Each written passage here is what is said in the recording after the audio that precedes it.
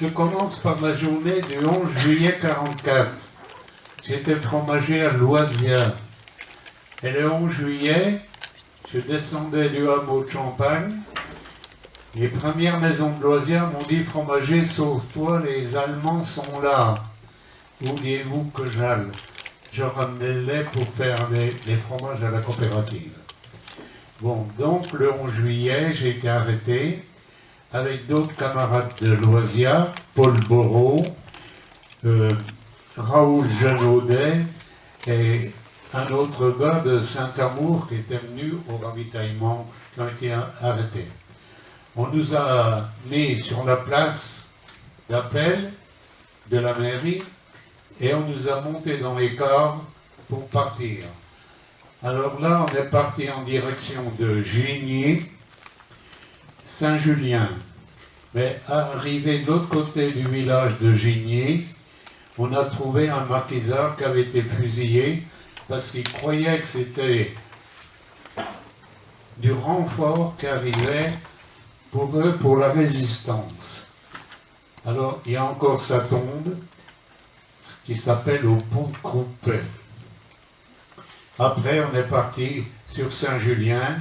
Saint-Julien, on a commencé à nous ravitailler un petit peu, la population nous amenait un petit peu à manger. Dans l'après-midi, on a continué sur Montfleur. À Montfleur, on nous a embauchés pour aller défaire les barrages que le maquis avait fait. Alors là, on est descendu, et puis avec un camarade de Loisias, Genaudet, c'était la nuit, je lui dis: tu sais Pierre, moi je me sauve, je me fous le camp, je me fous à l'eau, parce qu'il y avait le Suran qui passait là. Il me dit: toi, tu peux te sauver, tu sais nager, mais moi je sais pas. Bon, donc on nous a ramenés à Montfleur, on nous a enfermés dans l'école, et le lendemain matin, on nous a embarqués pour aller sur Bourg. Mais les maquisards avaient coupé la ligne électrique et il a fallu reculer. Et ensuite, on est descendu sur Thoirette. Arrivé à Thoirette, les maquisards avaient fait sauter une partie du pont. Alors, ils nous ont pris pour travailler, pour faire des radeaux, pour pouvoir passer la colonne allemande de l'autre côté pour aller dans l'Ain. Ils ont pris les planches à la fromagerie du port, ça s'appelle, et on est monté là. Mais là, les maquisards étaient en embuscade entre les roches. Je ne sais pas si vous connaissez. Alors là, les Allemands, il y a eu des morts.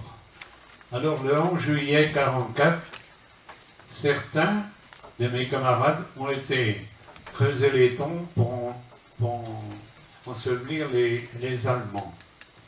Après, on a continué pour aller sur Nantua. Alors là, à l'école de Nantua, on nous a enfermés, on nous a pris nos identités et tout.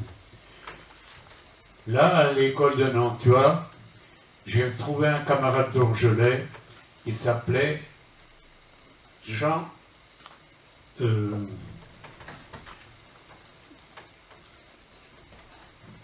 ça ne m'en revient pas. Mais lui, il était avec un autre gars d'Orgelet, plus le général de Gaulle, qui était maire d'Orgelet et que le maquis avait emmené, qu'il avait séquestré là-bas à l'école de Nantua. Bref, il ne savait pas que ses frères avaient été arrêtés à Orgelet. Bon, nous, on nous a ramenés par le Cerdon. Vous connaissez le Cerdon, non? Et là, c'était des Russes qui nous encadraient. Vous savez que le vin du Cerdon, c'est un petit pétillant, comme un peu le mousseux, quoi. Mais ils en ont bu, ils étaient ivres. Finalement, ils ont chargé des tonneaux dans une petite camionnette, et moi j'étais avec les deux gars de Saint-Amour dans la camionnette. Les deux gars se sont endormis. Moi, je voulais qu'on ouvre la portière de la camionnette et flanquer le tonneau sur la route, parce que les autres voitures allemandes suivaient, et on était dans les bois, je dis on va se sauver. Mais c'était des jeunes qui avaient 17 ans, ils se sont mis à pleurer, tu vas nous faire fusiller. Bref, on est arrivé à Bourg, en caserne à Bourg. On nous a enfermés dans un couloir. On ne savait pas trop ce qu'elle allait faire de nous. Et là, il y avait un jeune qui avait été au maquis, qui avait été blessé au bras. Donc, on a dû dormir dans un couloir. Alors, mais on était à 5. Les autres ont dit, toi, tu te mets au fond. Il a dit, non, je ne peux pas. Pourquoi? Parce que la nuit, je pisse, et puis je vais vous pisser dessus. Alors, on l'a mis vers la porte. Le lendemain matin, c'est une sœur, cornette, avec les cornettes blanches, qui parlait le russe, qui est venue nous ouvrir les portes. Alors là, on nous a transférés à la caserne de Bourg, où j'ai retrouvé tous les camarades d'Orgelet, ainsi que ceux d'Oyonnax qui arrivaient, qui avaient été arrêtés le 19. Bon, là, on est resté 2 jours, et il y a un jeune de Pimorin qui a su qu'on était là. Il était prothésiste dentaire à Bourg. Il nous apporte un cajot de fruits. Le Russe qui était devant la porte lui a fait signe de poser le cajot, et son frère, qui était arrêté avec moi, d'aller le chercher. On lui dit, Roger, ne reviens pas, mais ne reviens pas. Le pauvre, il est revenu avec le cajot. Il est venu en Allemagne avec nous, et il est décédé au camp de Kaltenkirchen-Damm. Je vous fais passer le livre. Bref, après, le train pour Lyon. Arrivé à Lyon, les gens sur le quai nous disent, si vous avez des familles à prévenir, dépêchez-vous, on peut faire tout ce qu'on peut. J'avais mon frère aîné qui était dans la police, qui est venu. Moi, j'avais tout pris mon argent, j'étais garçon. Alors, je lui ai donné mon argent. L'abbé Besançon, qui était avec moi, lui en a donné, puis d'autres.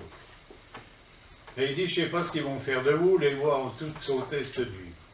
Bref, ils nous ont chargés dans des cars, ils nous ont emmenés sous le tunnel de Fourvière, et là, ils nous ont mis dans des wagons.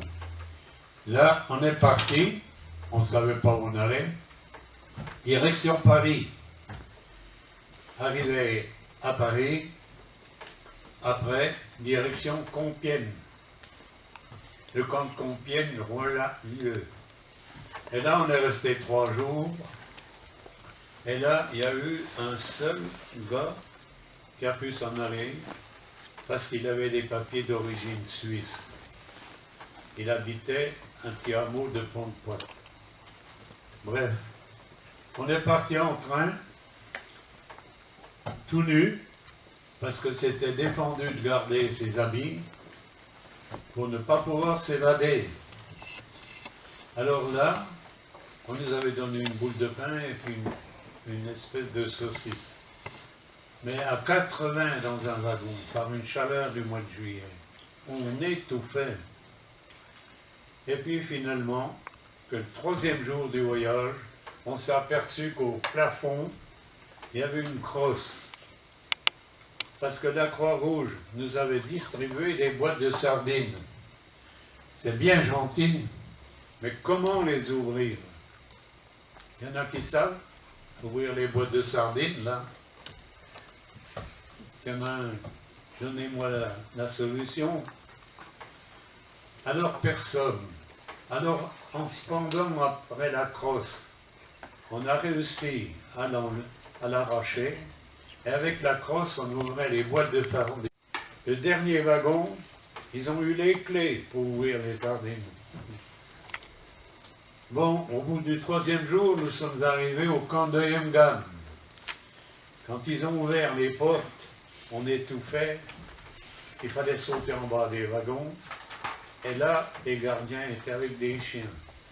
Si un s'écartait, le chien lui fonçait dessus. On nous a emmenés sur la place d'appel. Là, la place d'appel, quand on a été tous réunis, vous êtes entrés ici par la porte, vous en sortirez par la cheminée du four crématoire. Alors vous voyez un peu.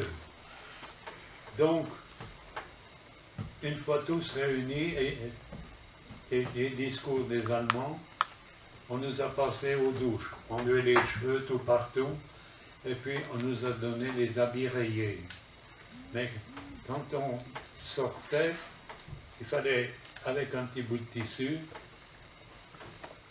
écrire son nom de matricule sur la veste et sur la culotte. Moi, j'avais le numéro 40 425. Les autres copains d'Orgelet continuaient à être comme ça. Finalement, l'alerte est arrivée. Alors, il fallait aller se cacher sous les blocs du camp de Yongam. Et pour ne pas qu'on s'assoie, ils avaient mis à peu près 25-30 cm d'eau. Quand l'alerte a été finie, on est ressorti et on nous emmenait au bloc pour nous donner un petit peu de nourriture. Mais vous voulez peut-être pas me croire, mais on ne se reconnaissait pas avec ses habits. Et puis plus de cheveux sur la tête, à point d'endroit. Alors que finalement, on est resté 2-3 jours là au camp de Nyanga. Il fallait aller creuser dans le coteau pour charger des wagonnets de glaise pour faire les briques et puis les ramener à l'usine. On a fait ça quelques jours. Après, on est parti en commando, ce qu'on appelle. On est parti au commando de Saint-Guinter, dans la province d'Hanovre. Là, on travaillait parce qu'on recevait par train les briques des maisons détruites d'Hanovre qu'on faisait basculer dans un ravin. Et puis là, il fallait allonger la voie ferrée pour continuer de faire basculer ça. Là, il y a eu un accident avec mon camarade de Pimorin, Roger Janier. On se retourne, c'était deux prisonniers de guerre belges qui ne nous aimaient pas tellement, ils se traitaient de daladiers. Alors, dans une secousse, le wagon s'est décroché, on se retourne, plus de locaux.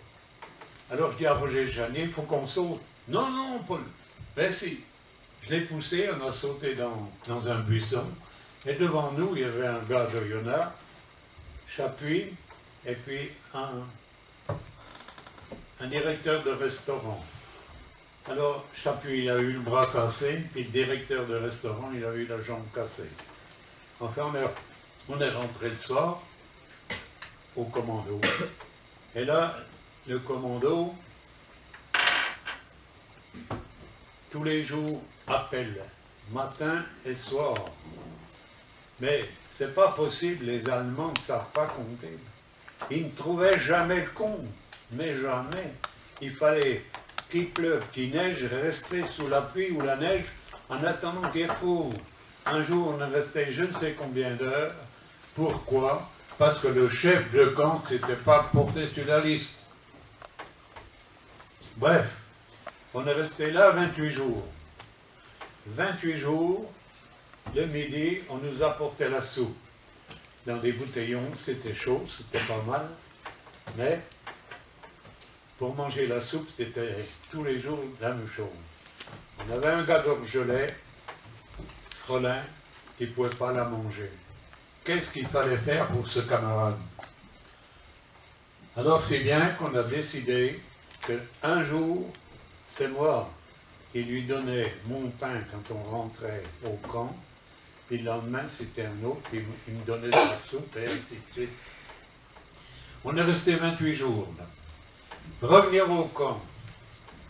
Là au camp, ce qu'il y avait de bien quand on rentrait, on nous douchait et puis on nous recoupait les cheveux s'il y avait besoin. Là, un beau matin, on a été ramassé 25, en rang par 5, on partait, mais on ne savait pas où on allait. Si bien qu'on partait dans des voitures de la Croix-Rouge. Alors là, on est venu à Hambourg, au camp d'aviation, et déterrer les bombes à retardement. Alors là, je me rappelle toujours, un dimanche matin, mon camarade de Pimorin dit « Paul, il faut qu'on fasse notre acte de contrition, hein, parce que, tu sais, on n'est pas sûr de rentrer. » Voilà. Et ce dimanche, on a déterré 7 bombes. On a pu manger à la cantine des officiers aviateurs. C'est le seul jour qu'on a pu manger à notre faim. C'était de la soupe avec des petites pâtes et puis des petits morceaux de viande dedans. On est resté 12 jours, retour au camp Neuengamme. Je suis arrivé avec mes copains là pour prendre le convoi pour partir au commando de Kaltenkirchen. On ne savait pas où on allait. Mais là, au commando de Kaltenkirchen, on nous a déchargés et emmenés au camp à pied. Là, on travaillait pour faire des pistes pour envoyer les V1 sur l'Angleterre. Alors, si bien que le mois de novembre est arrivé et la neige a commencé à tomber. Tous les jours, ça neigeait, tous les jours, ça neigeait. Alors, avec des grandes pelles carrées, il fallait dégager les pistes pour envoyer les V1 sur l'Angleterre. Un beau jour, les Anglais ont vu qu'il y avait un V1 qui décollait. Ils l'ont piqué, ils l'ont descendu. On a applaudi, nous. Mais après, on a été applaudi par les Gottric. Hein. Vous pensez bien que ce n'était pas de la joie pour les Allemands. Bon, finalement, je suis resté là. Et un beau jour, comme j'avais eu le pied gauche gelé, et dans un wagon, si la jambe dépassait, l'Allemand te foutait un coup de croc sur les pieds. Il m'avait cassé un doigt de pied. Bref, on est revenu au camp de Neuengamme. Là, au camp de Neuengamme, on est resté quelques jours. Et puis après, un convoi. Alors le convoi, toujours pareil, on ne savait pas où on allait, mais il y avait des bruits qui circulaient, qu'on partait pour la Suède. On nous ramène à Hambourg. À Hambourg, on devait prendre des bateaux pour aller en Suède. Les Anglais ont pilonné les bateaux, donc on n'a pas pu partir. Ils ne savaient plus que faire de nous. Il y avait des cars. Alors, le toit des cars, ils les ont peints avec la croix suédoise, pour pas que les Anglais nous bombardent. Si bien qu'on est parti, encore, et puis arrivé à 3-4 heures du matin, on n'avait rien mangé depuis 2 jours, ils nous ont donné un quart de son mélacé. Le son mélacé, c'est la farine pour les chauds, vous y savez. Bon, alors là, on est resté au camp et 3 jours après, ils ont formé un train pour qu'on parte. Les Anglais ont vu que ce train se formait, ils ont piqué sur le train, la loco a été pulvérisée, retour au camp. Retour au camp, 3 jours après, on nous remet dans des wagons. Les wagons, il n'y avait pas de plafond, c'est ce qu'on appelle les haussettes. Là, on était 70-80, on est parti en avant, en arrière, dans tous les sens, comme quoi les voies ferrées étaient endommagées, on ne pouvait pas avancer, on reculait, et ainsi de suite. On est resté.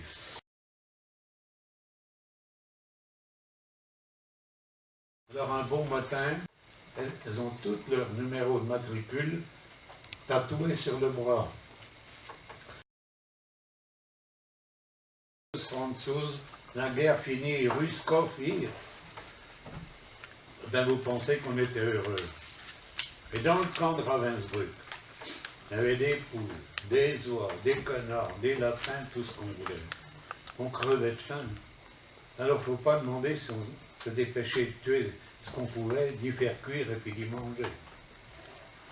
Alors là, on est resté quelques jours, et puis il y a un officier belge qui est passé, il nous a dit s'il y a des Français, pour vous regrouper, parce qu'on va vous rapatrier. Alors là, au bout de 2-3 jours, avec moi, il y avait le chef de gare de Richateldon. Et puis, il y avait un gars de Bordeaux qui était allé dans la campagne, qui avait vu 7 locomotives qui étaient en instance là. Alors, on dit au chef de gare, il faut aller voir si on peut partir avec, oui ou non. Alors, le chef de gare est venu, il a bien regardé, il a dit, ben, celle-là, elle pourrait marcher. Mais il fallait la chauffer. Alors, dans le camp de Ravensbrück, dans le fond du camp, il y avait des piles de bois. Alors, on a pris les piles de bois, on a allumé du feu, on a chauffé la loco, puis on est parti comme ça. Mais dès que ça montait un peu, il fallait qu'on descende, parce que le bois n'avait pas bien de la combustion pour traîner les wagons qu'on avait accrochés derrière. Finalement, qu'on est arrivé au camp de Neubrandenburg. Alors là, au camp de Neubrandenburg, c'était les Anglais. Alors on est tombé d'enfer au paradis. Là, les Anglais nous ont mis à 7 personnes sous une toile de tente. Et là, la distribution des colis américains. Alors dans les colis américains, il y avait tout. Depuis le papier pour rouler les cigarettes, le papier AVC, le chocolat, et tout, les boîtes de conserve. Et après, ils nous ont ramenés vers un gros pont et on a pris le train pour rentrer à Paris. Mais j'ai mis, avec mes copains, 1 mois pour rentrer à Paris et puis on nous a emmenés à l'hôtel Lutetia pour nous réconforter puis nous habiller un petit peu mieux. Voilà. Et depuis l'hôtel, j'ai pu, par intermédiaire des personnes qui étaient là, communiquer au téléphone chez mes parents à Orgelet que j'étais encore en vie. Parce que mon beau-frère d'Oyonnax, je ne savais pas ce qu'il était devenu. Mais lui, étant rapatrié, arrivé à Dijon, il était mourant. Il n'avait plus qu'un poumon. Alors il a été 3 semaines à l'hôpital à Dijon avant de rentrer à Orgelet. Alors voilà, en gros, le périple que j'ai vécu. Et pour vous dire, les jeunes de Haut-Gisé, qui ont été avec moi, les 2 frères Jarreau sont décédés. Les 3 autres sont décédés aussi. Point de rentrée à Haut-Gisé. Point de rentrée à Cressia. Jean Chamouton, Froissart et compagnie. Point de rentrée. Pimorin, 1. Roger Janier. Loisia, 1. Donc moi. Et Saint-Amour, 1. Qui est mort 3 jours après être rentré à Saint-Amour. Évrard de Saint-Amour. Voilà à peu près, en gros, ce que j'ai vécu.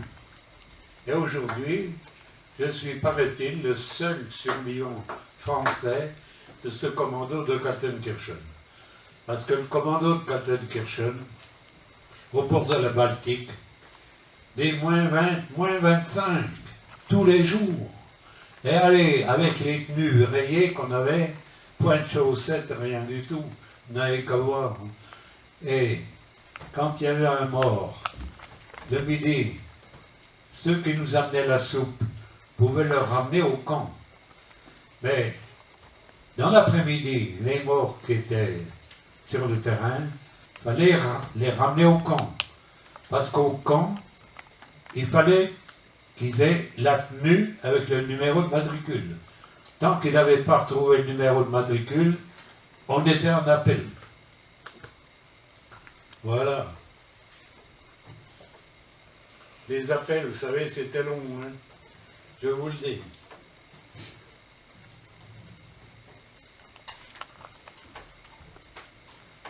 Maintenant, est-ce qu'il y en a qui ont des questions à poser?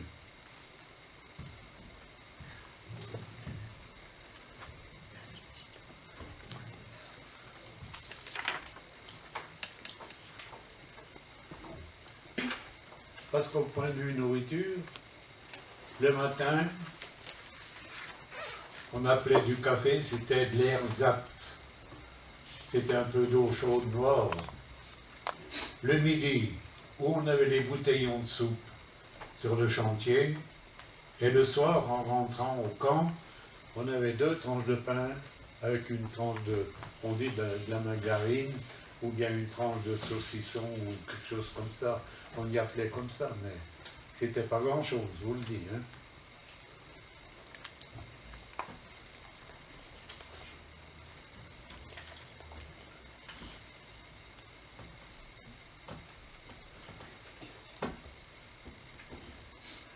Pourquoi est-ce que vous avez été déporté? Causez fort parce que j'entends pas bien.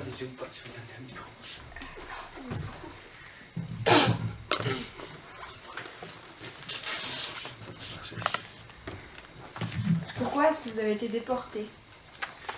Oui. Pourquoi vous? Comment? Pourquoi vous avez été déporté? Pourquoi j'ai été déporté? Oui. Eh bien, à Loisias, je cachais un de mes frères qui devait partir au travail obligatoire en Allemagne. Alors, ça s'appelait de faire de la résistance. Mais là, quand les Allemands sont venus, ils avaient remblayé les barrages qui avaient été faits à Crescia, puis à Augizé, et puis à Loisias aussi. Hein. Alors, ils ne s'occupaient pas de ce qu'on avait fait. Hein. Ils ramassaient tous les hommes valides de tel âge à tel âge, et ils nous emmenaient sur la place, et ils nous triaient. Mais en principe, ils emmenaient... À quel âge vous avez été déporté? Comment? À quel âge vous avez été... 23. 23 ans. Vous savez que les derniers temps, les Allemands ne savaient plus que faire de nous.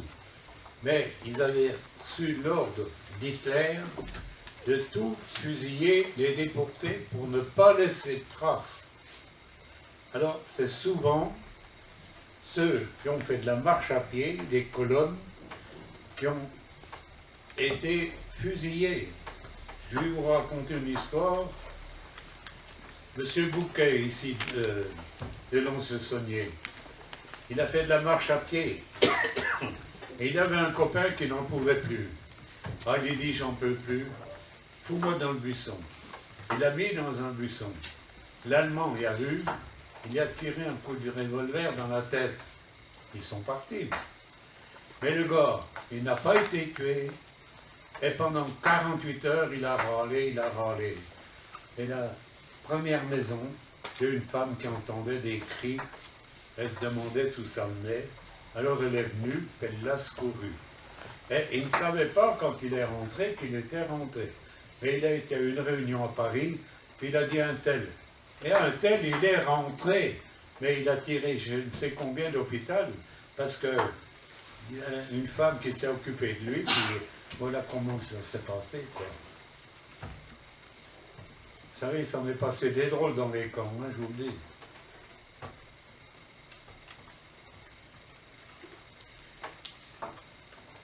Et vous savez, quand on marchait en colonne, si un gars enlevait sa casquette et puis qu'il la lançait, mais c'était souvent un SS qui faisait ça. Il lui enlevait sa casquette et puis il la lançait. C'était interdit de rentrer au camp sans casquette. Alors le SS lui tirait une balle dans la tête. Ça a été courant. Hein. Bon, on ne pouvait pas s'imaginer pour quelle raison ils nous matraquaient de la sorte. Hein. Par exemple, pour faire les lits. Vous savez, on était à plusieurs étages. Alors, il fallait attendre que le copain du dessus ait fait son lit. Parce qu'il fallait que la couverture qui était sur votre lit en bas soit rectangulaire et impeccable. Parce que, en principe, les paillasses, c'était des copeaux. C'était plus de la paille parce qu'ils se sont aperçus qu'il y avait de la vermine. Alors, tant de bouts de copeaux sur votre couverture, tant de coups de schlag. Hein. Pour ça, ils étaient intransigeants.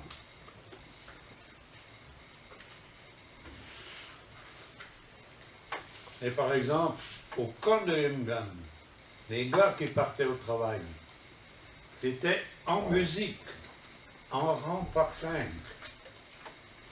Et le soir, quand on rentrait, la musique était là, et en rang par 5. Mais quand on partait le matin, on avait trouvé une combine, et ils se trompaient pour nous compter. Ça nous retardait pour aller au boulot. Il fallait être un peu philosophe, quoi. Mais on savait des fois des bobards, par exemple. Mais on a eu la chance qu'au camp de Kaltenkirchen, c'était 2 prisonniers de guerre qui nous apportaient la soupe le midi. Et interdiction de nous adresser la parole. Parce qu'on était des terroristes, on avait mis le feu aux maisons, on avait fait ci, on avait fait ça, patati patata. Finalement, qu'un jour, il y a un jeune de Montmoreau, revenu, et dit au gars qui était prisonnier de guerre, « Mais t'es pas de Montmoreau, toi ?»« Oui. »« Comment tu t'appelles ?»« Moi, je m'appelle Revelu. » Puis lui, il a dit son nom. Alors, quand ils nous ont évacués du commando de Kaltenkirchen, une remorque, bien un tracteur. Alors, c'était 2 prisonniers de guerre. Moi, j'étais le dos adossé comme ça, le tracteur devant. Je lui dis, mais dis donc, sale boche, tu peux pas aller un peu moins vite, non? Il se retourne, il dit, dis donc, je suis pas plus boche que toi, toi. Ah bon? Je suis prisonnier de guerre, d'où es-tu? D'Arbois. Et d'Arbois? Ben, je lui dis, j'ai des cousins à Arbois. Comment ils s'appellent? Des Crattingères. Eh bien, tu leur diras que tu m'as vu. Mais tu diras bien le fromager.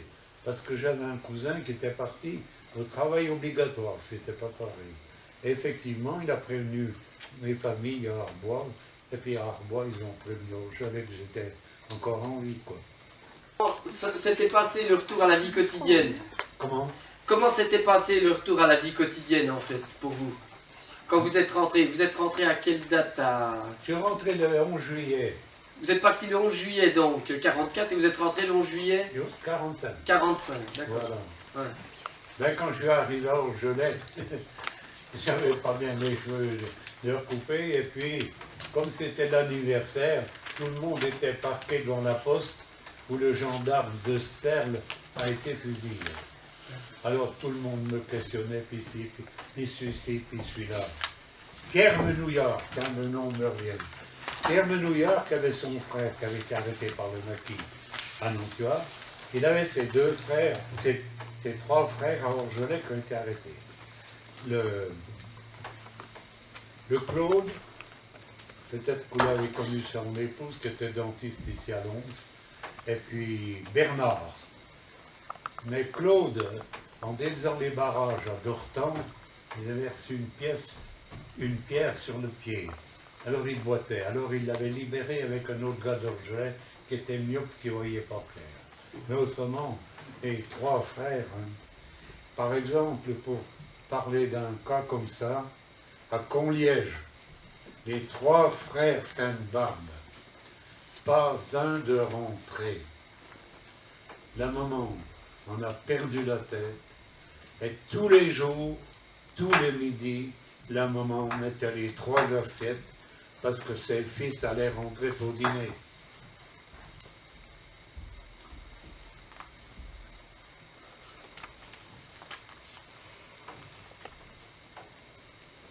Conliège a payé un lourd tribut.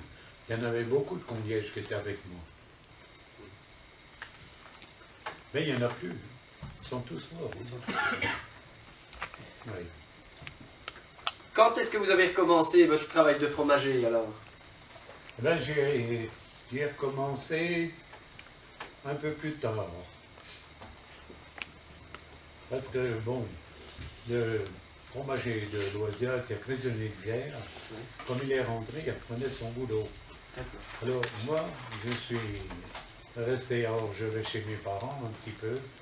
Et puis après, il y a un monsieur de l'Avance-sur-Valouse qui était venu au Gelais, et puis qui connaissait un marchand de bestiaux, puis il lui dit, dis donc, tu connais pas un gars qui a été déporté, qui était fromager, parce que moi, j'en cherche un, j'en ai plus. Alors il est venu me contacter, et puis je suis reparti à l'Avance-sur-Valouse. Et j'ai fait un an, et puis j'ai fait les chantiers de jeunesse, quoi. D'accord. Voilà. À Saint-Laurent-du-Pont dans l'Isère. Mais vous n'avez pas eu beaucoup de convalescence en fait entre votre Moi, retour j'ai de appris déportation. mon boulot le plus vite possible, quoi. Oui, Mais oui. j'étais pas très costaud, hein. Non. Mais j'avais la chance que mes parents étaient cultivateurs, Oui. il y avait à manger à la maison. Oui. Et oui. Vous aviez perdu beaucoup de poids, vous aviez perdu beaucoup de. Bon, je ne me rappelle pas, mais Oui. Oui. je faisais pas 50 kilos, hein, je vous le dis. D'accord. Comme tous. Hein. Oui, ben. Oh là là. Oui. C'est pas possible. Mais comment est-ce qu'on a fait de rentrer et pas les autres, hein? Qu'on ne revoie plus jamais ça, je vous le dis, moi. Hein. Et quand on voit des choses encore aujourd'hui, ben, vous savez, ça fait mal au cœur. Hein.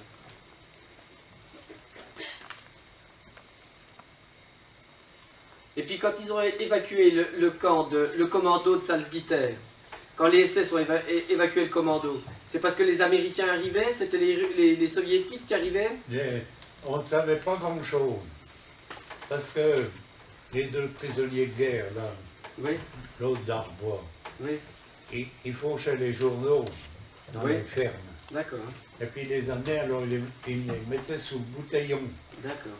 Et alors on posait le bouteillon, puis on mettait le journal là-dessous. Et puis il y avait pardon. Ah ben je peux plus le dire. Mais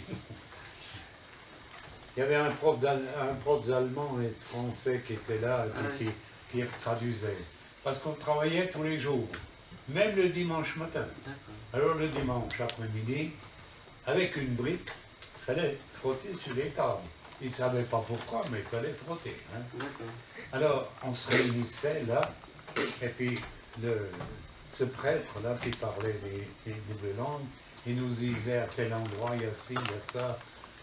Par exemple, un beau jour, il nous avait dit qu'il y avait des combats à Châtel-de-Joux et tout ça, que c'était D'accord. terrible. Voilà, c'est un peu ce qu'on savait, quoi. Mhm. Eh oui. Et ils ont évacué le commando de Salzgitter à quelle époque à peu près? Non, quand on a été évacués, nous, Oui. c'en est des autres qui sont revenus. Ah d'accord, c'est des autres qui Oui, sont revenus. parce que il y a un nommé Paul Kern qui a été déporté, quoi. Oui. Il était dans un commando, et puis là, c'était un mécanicien formidable. Hein. Alors il travaillait, puis il faisait balayer l'usine. Mhm. Alors il a dit, moi, et puis quand il y avait une machine qui était en panne, il allait, et puis il regardait. Il savait, mais il disait rien. Et puis au bout d'un moment, il dépannait la machine. Alors il a dit, moi, dépanner là, mais coucher là, parce qu'il ne voulait pas revenir coucher au camp. Alors ils lui ont fait ça. Mais son commando est évacué, il est mis au camp de Kaltenkirchen. D'accord. Oui. D'accord.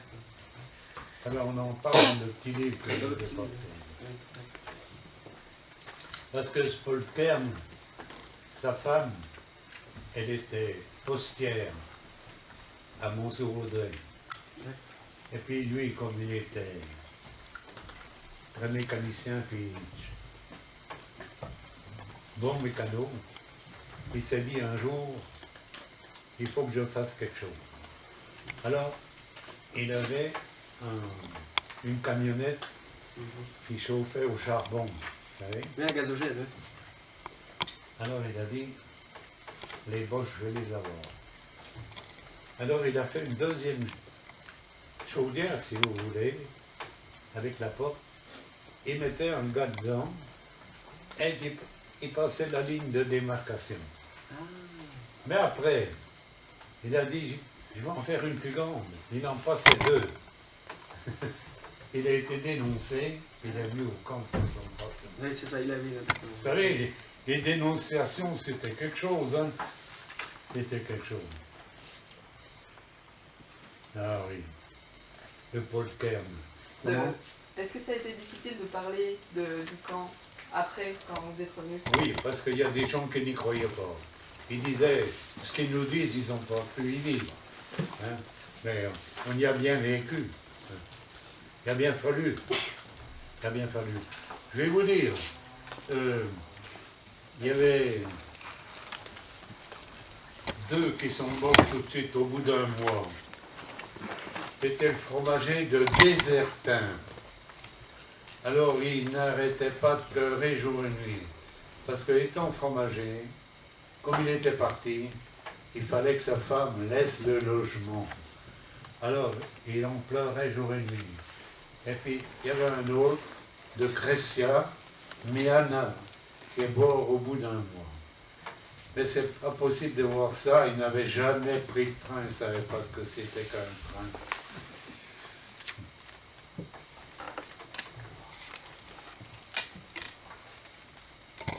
Eh oui. À partir de quand vous avez pu en parler plus facilement de votre souvenir de déportation? Un petit peu au bout de 6-8 mois, quoi. Oui, On parlait un peu mieux. C'est-à-dire que il fallait déjà qu'on se retape. Hein. oui, Ah oui. Bon, mais j'avais la chance d'être chez mes parents. Je ne faisais rien et puis j'étais bien nourri. Oui. Mais il y avait des gens d'un peu partout qui venaient me voir oui, pour savoir un tel, où c'est qu'il était passé. Hein. d'accord. Mais j'ai eu la chance de conserver encore assez bien la mémoire. Oui. Ah oui. Ah oui. Vous avez eu des, comment dire, comment on appellerait ça maintenant? Un accompagnement, il y avait le médecin qui venait vous voir, des... Ouais, oui. Oui, oui, régulièrement quand même, oui. Oui.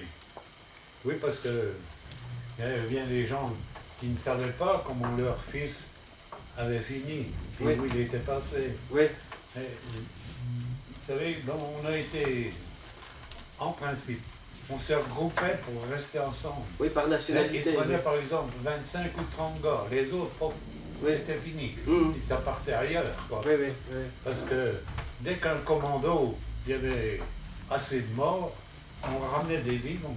Oui, Il fallait bosser pour les usines. oui, oui, oui, oui, Oui, oui. oui. Et les premières personnes à s'être occupées de vous quand vous avez été libéré, c'était des infirmiers russes, c'était... Bon. Je vais vous raconter une histoire, puisque avec lui, il voulait rester là. Paul, il me dit, on reste là, c'est la Croix-Rouge qui va venir nous récupérer. Ouais, mais tiens. Bon. Alors, moi, je sortais un petit peu dans le camp. Qu'est-ce que j'ai fait? J'ai vu une personne avec un saladier, si vous voulez, et puis des tomates dedans. Alors je l'ai pris, et puis c'était un saladier pour une femme qui était peut-être infirmière là au camp. Heureusement, je l'ai caché sous le lit. Mais le russe est venu, mais il m'a traqué, hein. François comme ci, comme ça, hein. Non, mais j'avais pas lui dire que non, mais tiens, salut. J'ai dit, ah ben, il maçon, tu resteras là tant que tu voudras, mais je te ramène plus à manger. Parce qu'avec mon copain qui est encore vivant, qui est à Saint-Laurent-du-Jura, on allait au bout du camp. Alors là, au bout du camp, le premier voyage qu'on a fait, on arrive au bout du camp, on aperçoit les maisons. Il y a une fenêtre qui s'ouvre. Il y a une femme qui crie « S'il y a des Français, nés là !» Moi, je lui dis « Qui es-tu » ? Moi, je suis polonaise. Qu'est-ce que tu fais là? Eh bien, j'étais bonne chez des bijoutiers. Et tous les ans, on allait en vacances à Nice. C'est pour ça que je sais parler français. Même né là. Alors, on va. Il y avait une vache qui était enfermée dans le couloir. Elle m'a dit, attention, ne la laissez pas partir parce que moi, je la traite tous les jours pour avoir du lait. Hein.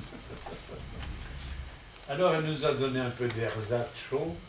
puis elle nous a fait un papier, puis elle nous a dit, allez à la boucherie, j'ai marqué sur le papier qu'elle vous donne du foie de veau. Nous, on est parti à la boucherie, les gens nous regardaient, hein, j'aime autant vous dire. Alors, la bouchère nous a donné 2-3 bouts de viande, puis on est parti. Mais le lendemain, on est retourné, puis le surlendemain aussi. Mais c'est que la patronne ne voulait plus nous servir. Mais au camp de Ravensbrück, les Allemands avaient tout ramassé, les postes de radio, les vélos, il y avait tout dans le camp.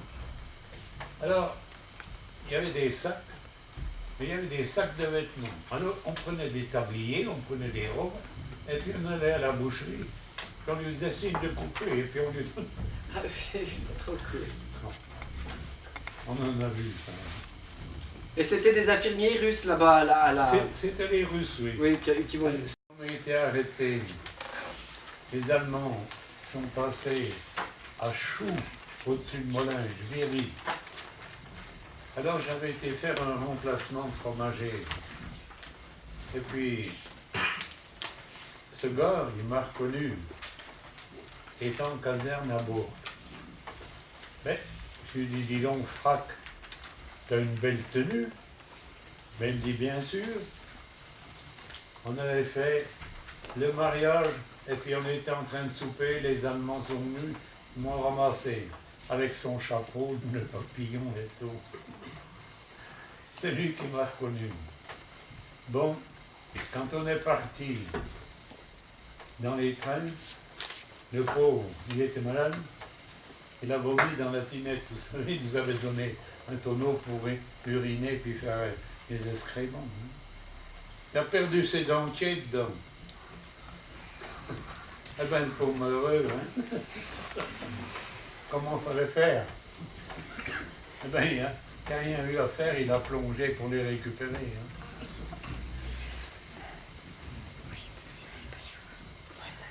Oh. Mais dans les wagons, pas possible. Pas possible. Vous êtes arrivé de jour à Neuengamme ou vous êtes arrivé de nuit? Ah, Le jour, le matin. Oh là, Oui. ils ne voulaient pas nous ouvrir la nuit. Hein. D'accord. Il y avait, par exemple, au camp de Royal-Lieu, il y avait Maurice David, instituteur. Ah oui. Il avait une dysenterie pas possible. Alors, au lieu de monter dans le train, en face, il y avait des WC. Il allait au WC, il est revenu, il est monté dans le wagon. Mais comme il avait son slip, mais il a reçu des coups de trique, mais il en a reçu. Pas possible. Hein. Et c'était les SS ou les gendarmes qui... Ah, c'est pas possible. Je pense que l'historien va venir au début du mois de mai, puisqu'il doit m'interviewer Oui. d'abord. Mais je vais lui dire, mais quel plaisir avaient les SS de nous matraquer de la sorte. Oh, pas possible. Hein. Pour un rien, rien du tout. Hein. Mais dans le camp, c'était les capots qui vous tapaient dessus toute la journée. Dans les commandos, le capot, le Vorbeiter, le Stubenitz aussi. Ah, le Stubenitz, oui. Oui. J'ai vu dans le livre que je vous ai donné là, la libération de Mauthausen. Oui. Alors, c'est des Espagnols qui sont arrivés assez fraîchement. Alors, eux, étant libérés, ils ont pris les matraques et puis les Stubenitz et les ont arrosés aussi. Hein. Oui. C'est terrible, mais la soif, c'est encore autre chose. Ah, quand on est descendu des wagons, faut qu'on cherchait vite de l'eau, hein, et autant vous dire. Et il ne fallait pas trop en boire, parce que même l'eau n'est pas bien bonne. L'eau n'est pas bien bonne. Vous auriez pu vous enfuir. Pourquoi Cause plus fort.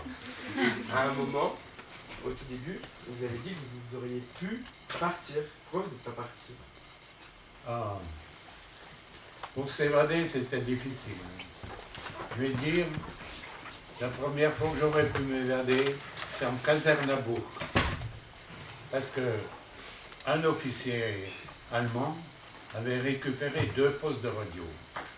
Alors, dans la cour, ils m'appellent, bon, ils me posent un poste de radio là, et mon camarade d'Orgelet, Pierre Dugan, un. Il nous les a fait apporter à l'Hôtel de France à Bourg. Là, moi, j'avais tout récupéré mon argent chez moi, j'avais beaucoup d'argent que j'ai donné à mon frère. Alors, fait signe à la femme qui nous servait à boire, lui verser à boire. Je lui ai dit, versez-lui, parce que moi, je ne veux pas rester prisonnier par les rouges. Elle me dit, monsieur, posez pas si fort, la salle à manger, c'est rien que des officiers. Mais on était près du couloir, la porte était là. Je dis à Lugan, moi je me sauve. Il s'est mis à pleurer, hein. Il avait 15 ans. Alors je ne suis pas parti. Là, j'aurais pu vraiment me faufiler dans la foule à Bourg et puis m'évader, quoi. Mais je ne l'ai pas fait par rapport à ça. Mais autrement, pour s'évader, zéro. Hein. Non. Par exemple, un Russe s'est évadé. Ils étaient comme nous, hein. C'était des costauds et tout. Mais enfin, il était parti, il était monté dans un sapin. Mais il y a un SS qui l'a vu, il l'a fait descendre du sapin, puis un coup de revolver, puis hop. Ah, ça va 19 ans. Il n'en était pas une cartouche pleine. Oh non, mais je ne pense pas avoir connu quelqu'un qui a pu s'évader des camps. D'abord, il aurait fallu parler allemand, hein, pour pouvoir... Et puis, avec les habits rayés, qui étaient repérés tout de suite, j'étais avec un gars d'Angoulême. Ce gars-là, c'était un terrible, hein, évadé 3 fois de la Légion. Et c'était un gars incroyable. Il disait, pour lui, il n'y avait que Montmartre qu'il connaissait. À Montmartre, c'était ça. Alors, c'est bien qu'un beau jour, il y a les gars qui faisaient un convoi pour les chevaux. Et lui, il était en cheville avec je ne sais pas qui. Il a dit, tu sais pas, moi je m'en occupe. Occupe-toi de toi. Alors, le gars, c'était un gars qui vendait des bas de femmes. Alors, il est allé, ils ont tué le cheval, ils ont vidé le ventre, ils ont mis les bas du cheval, les bas dans le ventre du cheval, ils l'ont mis dans le wagon, puis c'est parti. Il nous a expliqué comment il s'était évadé de la Légion. C'était un préparateur en pharmacie. Ils étaient en prison, et puis là, il y avait des rats. Alors, il dit, il faut qu'on tient un rat. Alors, quand ils sont allés au repas, il a pris une fourchette, il s'est enfilé la fourchette dans l'anus, il l'a rapportée. Et là, il a cassé 2 dents, et puis dans la cuisse de son copain, il a fait un trou. Alors, ils ont appelé le secours, quoi. L'infirmière est venue, et ils se sont taillés. Tiens, voilà. Je ne peux pas t'en dire plus, parce que Chazet, son ombre restait, mais il n'est pas monté. Et puis, ce gars-là, je te dis, c'était un... Il voyait un SS qui allumait une cigarette. Alors, il allait vers le SS, il lui disait « Vif lourd !» Alors, l'autre lui faisait voir sa montre, toc, il lui chopait la cigarette, puis il se taillait. Mais incroyable, hein. Il lui foutait des coups gris, il rigolait au nez, hein. Oh, mais c'est pas possible. Ah, mais celui-là, c'était un fort, hein. Ah oui. Ah non, Chazet. Que de fois, il m'a prêché pour m'évader avec lui. Et je lui dis non. Bien sûr, dans les camps, on apprenait un petit peu l'allemand, quoi. Avec les coups de trique, on retient mieux, hein. Oh, non. Vous avez été libéré Oui. par les Russes. Comment ils ont fait pour vous réalimenter, en fait? C'est nous qu'on se débrouillait. Ah oui, ils faisaient rien. Ah oui, oui. Par exemple, pour arriver au camp, au rassemblement, il y avait avec nous un nommé Rullier de la Savoie.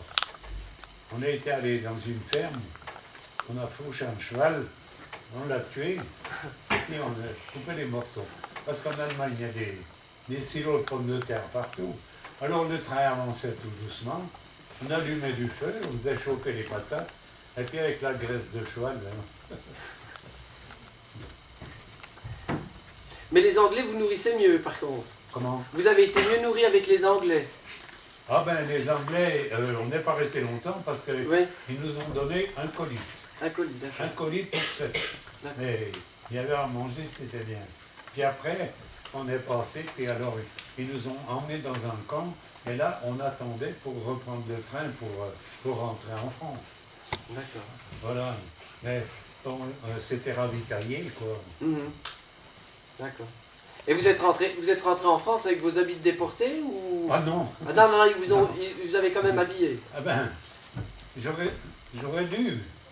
Mais bon, comme les Polonaises, c'est elles qui faisaient le ménage Hum. dans les officiers.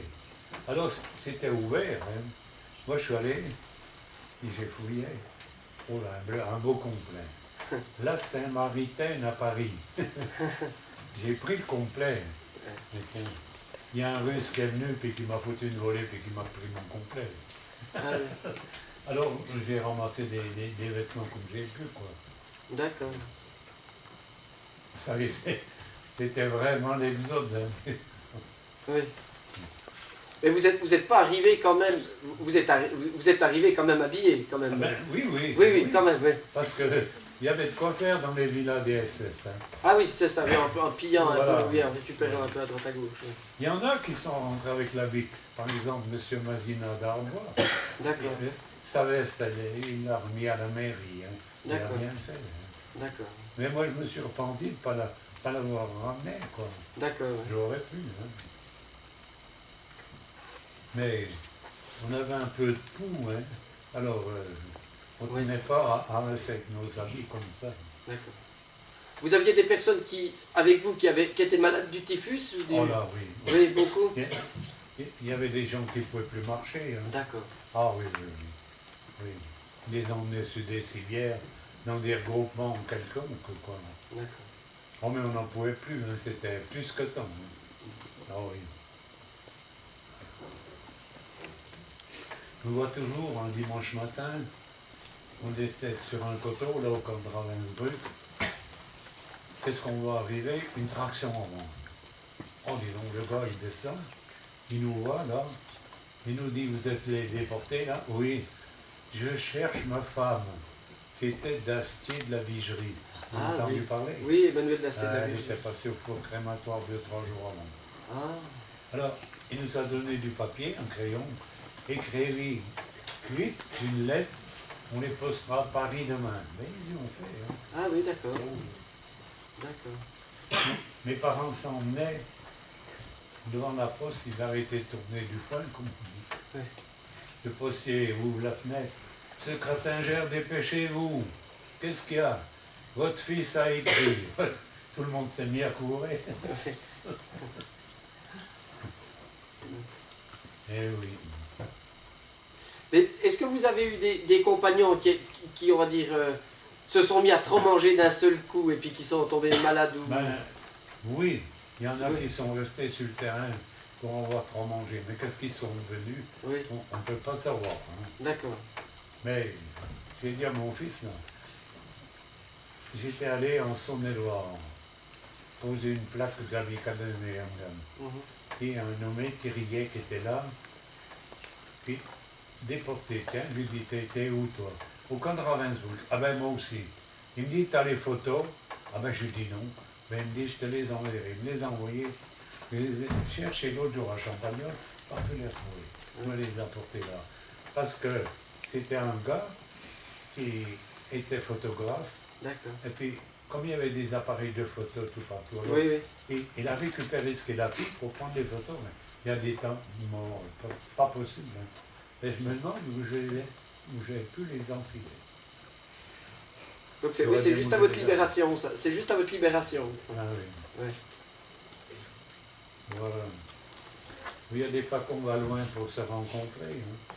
Oui, Par exemple, mon camarade de Saint-Laurent, là, quand il avait 10-12 ans comme moi, il venait en champ et vache à Orgelet. Ah, ouais. Quand on était pour faire la queue à Ravensbrück pour avoir de la soupe, il me tape sur l'épaule et me dit salut Paul. Il me retourne. Mais je lui dis c'est toi Guy Charmant. Qu'est-ce que tu fais là, pique-toi.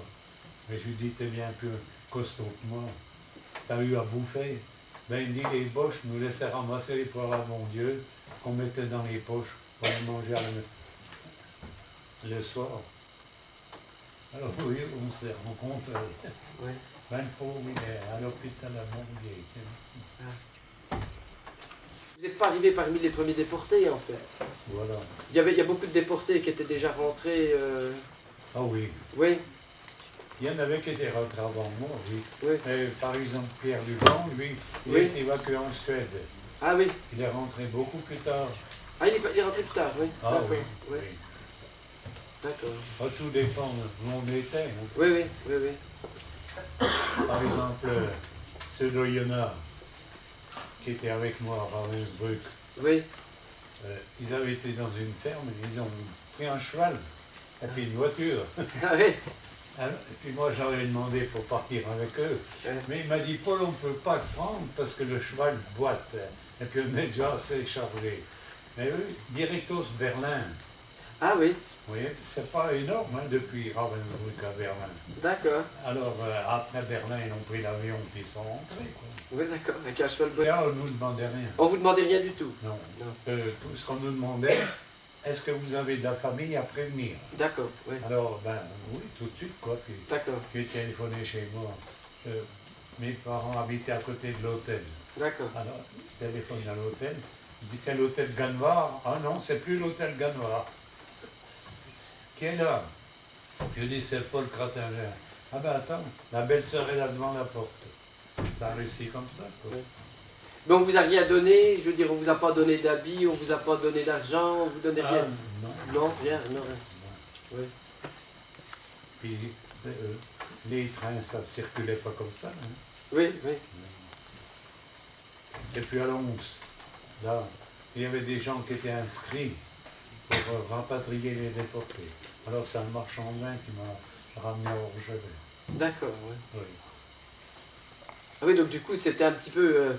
c'était un petit peu en gros à vous de vous débrouiller quand même. C'était Ah c'était pas très très bien. Ah, ben, Oui, c'était pas trop mal organisé, mais enfin, oui, c'était quand même.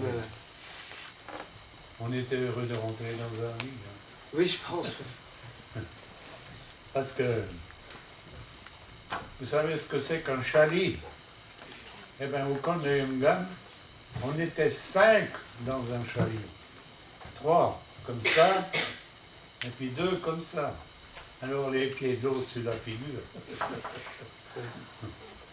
Et puis, quand il y avait alerte, alors là, à la sortie, dans les coups de schlag, ils y allaient.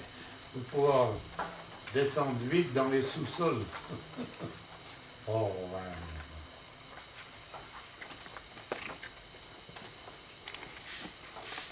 Il y a eu les procès à Hambourg pour les gardes et puis pour les SS de Neuilly-de-Gap, vous n'aviez pas été sollicité, Oh non. pas prévenu là. Une personne que j'ai connue pour les tribunaux, Oui, c'est le Marie-Claude Vaillant-Couturier. d'accord. Ah, vous avez connu Marie-Claude Vaillant-Couturier. Ah oui, oui. D'accord. Et puis l'autre, la petite là, Chambard de l'Aude. Ah oui, oui, Marie-Jo Ben, Chambard de l'Eau. Ils ont été libérés avec moi à Ravensbrück. Ah, vous les avez connus à Ravensbrück? Ah oui, oui, oui. Et puis Marie-Claude Vaillant-Couturier, on avait fait venir pour un congrès aux Rousses. D'accord. Oh ben, elle me dit, j'en reviens pas, vous le trouvez là. Elle m'a fait oui. Oui. Marie-Claude. Bon, bah, attention, c'était quelqu'un, hein. Oui, c'est un personnage. Ouais. Oui, c'est pas- Journaliste de père en fils, oui, oui, tout et tout. Hein. oui. Oui, parce qu'elle avait participé au procès de Nuremberg. Oui, oui, elle Oui. a témoigné. Et elle avait témoigné. Oui. Oui. Voilà. Avec Edgar Faure. Avec Edgar Faure. Oui, oui, Edgar Ouais. Faure était procureur. Oui. Ou avocat. Oui. Eh oui. Oui.